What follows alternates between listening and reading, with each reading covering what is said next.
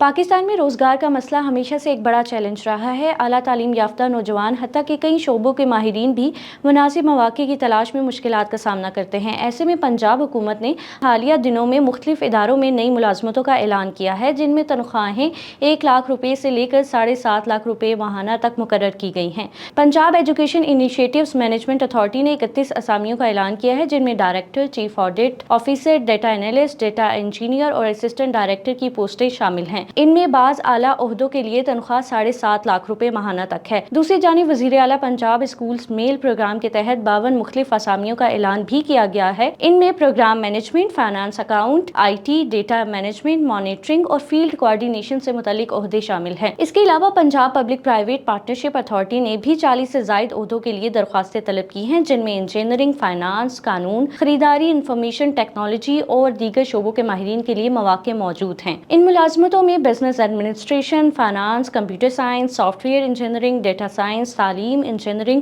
اور دیگر شعبوں سے متعلق رکھنے والے امیدوار درخواست دے سکتے ہیں۔ حکومت کے مطابق درخواست دینے کا عمل آن لائن رکھا گیا ہے تاکہ بھرتیوں میں شفافیت برقرار رکھی جا سکے۔ یعنی پنجاب حکومت کی جانب سے اعلان کردہ یہ نئی اسامیوں کا سلسلہ مختلف شعبوں کے ماہرین اور نوجوانوں کے لیے روزگار کے نئے مواقع فراہم کر رہا ہے، خاص طور پر ان افراد کے لیے جو اپنی تعلیم اور تجربے کے مطابق بہتر مواقع کی تلاش میں ہیں۔ اس خبر کی مزید تفصیلات کے لیے وزٹ کیجیے vnews.pk۔